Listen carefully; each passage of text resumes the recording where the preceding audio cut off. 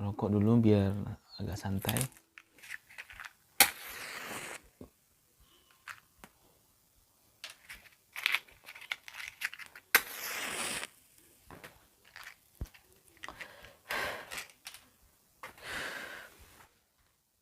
Ini adalah sebuah kisah nyata benar-benar saya alami.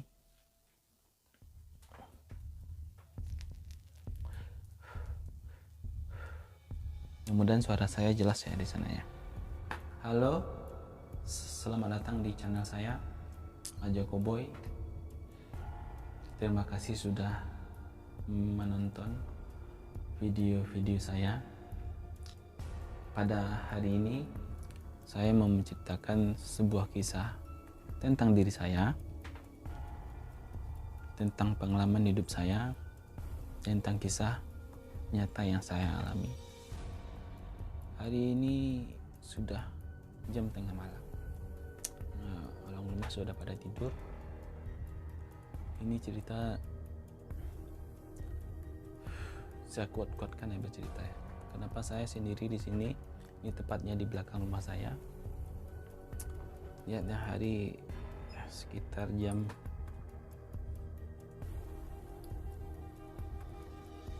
sekarang jam 1:05 ya. Nah, itu makanya saya tidak bersuara keras. Kalau saya bersuara keras mungkin akan kedengaran di luar sana. Ini ya cerita, ini adalah sisi lain dari Ajoko Boy ya. Saya buka ini aja ya.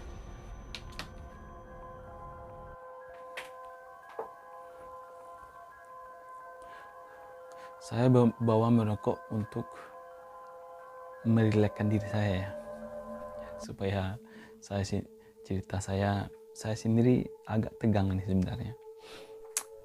Itu sekitar tahun 1994-95 lah. Itu saya masih kecil, sekitar umuran 6 atau 7 tahun lah ya waktu itu. Saya tinggal di kampung yang rumahnya itu jaraknya jauh-jauh. Tidak seperti di kota. Sekitar 400-500 meter ada rumah satu, 400 meter lagi ada rumah juga satu. Jadi seperti itulah ya kehidupan di desa saya. Waktu kecil itu saya itu suka bermain ya. Pagi saya sekolah sampai siang atau lewat siangan, sore saya pulang mandi. Sudah itu habis mandi saya keluar, sore pulangnya sebelum maghrib. Seperti itu sama teman-teman yang lain. Di suatu hari saya biasanya kan pulang keluyuran sore pulang maghrib. Kebetulan waktu itu saya bermain sama teman-teman di rumah di kampung saya itu sudah lewat maghrib karena keasikan main. Saya tahu saya orangnya penakut sebenarnya. Kalau udah malam itu, kalau nggak pulang sendiri itu saya takut sebenarnya. Karena gelap ya kan. Kalau kampung itu kan gelap ya kan. Jadi dari tempat bermain saya itu kalau pulang itu saya lari karena penerangan di sana itu cuma satu-satu. Jadi ada aja yang saya cemaskan atau saya takutkan. Jadi suatu waktu saya mau pulang. Jadi kondisi rumah saya itu ada lapangan bola. Di sampingnya ada lapangan bola besar. Jadi pandangan ke seberang itu kan nampak lah kan sekitarnya. Jadi jalannya itu di samping lapangan bola itu menuju rumah saya. Pada waktu itu saya mau pulang karena takut. Saya berhenti dulu di tempat yang terang buat buat buat siap-siap buat lari ya kan, buat lari. Pada malam itu karena jalan pulang ke rumah itu sepi, nggak ada orang, udah gelap. Di kampung itu kalau jam 8 itu sudah tidak ada orang, satu-satu orang, cuma orang lewat satu-satu, itu pun pakai motor. Pada malam itu saya menoleh ke lapangan bola. Saya lihat di seberangnya lapangan bola itu ada terang, seperti orang membakar api unggun. Terang banget, tidak seperti biasanya.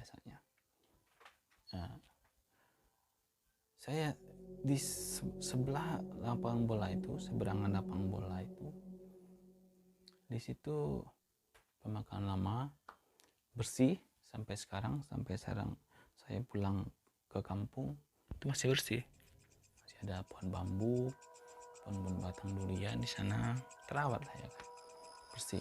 Kalau siang kita lihat dari sebelah lapangan bola ini nampak arah area pemakaman di sana. Pada malam itu saya melihat ada api unggun. Api unggun besar sekali. Pikiran saya ada orang yang mau bakar-bakar unggun, tidak seperti biasanya. Jadi saya nggak hiraukan ya kan, nggak hiraukan. Saya mau lihat sekali lagi, api unggunnya pindah.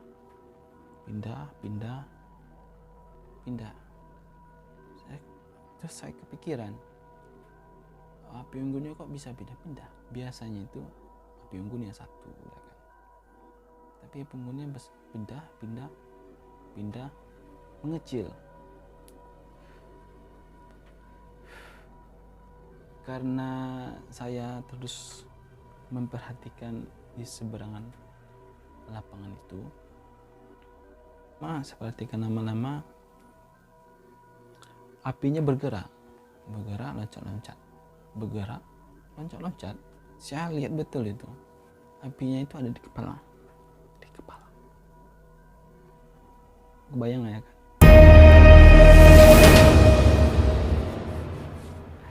Ya, nah, jadi saya nekat ini untuk bercerita di belakang ini sendirian. Loncat, apinya mengecil, apinya itu di kepalanya itu loncat. Itu kejadiannya itu api besar sampai lihat loncat-loncat itu sekitar ada satu menitan, loncat. Dia ada batang bambu di sana, sampai di batang bambu hilang ya kan. Pas dia hilang itu baru perasaan saya udah mulai resah, udah mulai gak kemana-mana, udah mulai karuan ya kan. Aduh.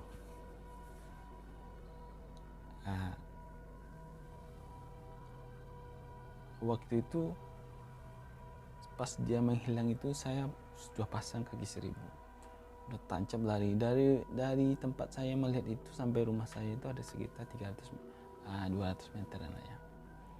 Saya lari kencang-kencang, saya kecil lah ya kan, umur segitu lah ya kan, 7 tahun itu.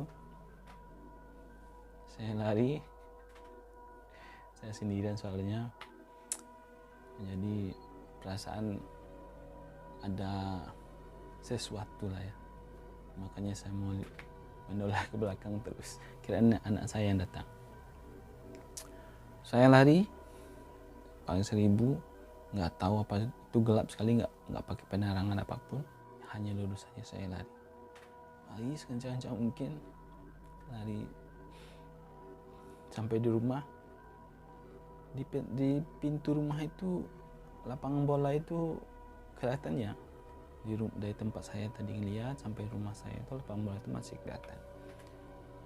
Saya nggak berani ngeliatin, nggak berani ngelihat seberang lapangan bola itu lagi waktu malam itu. Saya ketok pintu, gesa-gesa ya kan, Pak, Bu, Mak,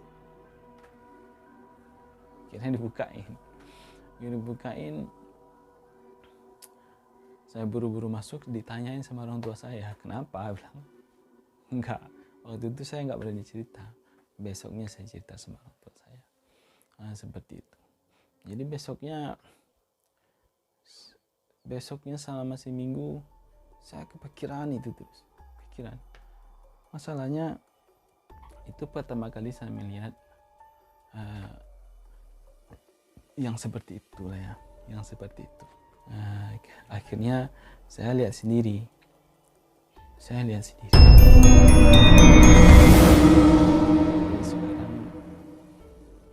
masih tidak ingat, sampai sekarang masih ingat itu kejadian seperti apa. Masih banyak lagi kisah yang pernah saya alami, nyata ya, ini nggak bohong, nyata. Cukup dulu ya, kalau misalnya ada pertanyaan atau ada kurang-kurang, silakan komen, dibantu ya komennya, dibantu like-nya, dibantu subscribe-nya, mudah-mudahan suka. Habis ini saya mau tidur, nggak mau ingat apa-apa lagi. Jadi ada beberapa cerita yang pernah saya alami. Di lain video saya akan ceritakan lagi. Mudah-mudahan video ini suka, dan terima kasih sudah mendengarkan dan menonton ataupun berkomentar di kolom komentar. Ajo Cowboy pamit, di sisi lain Ajo Cowboy. Assalamualaikum warahmatullahi wabarakatuh.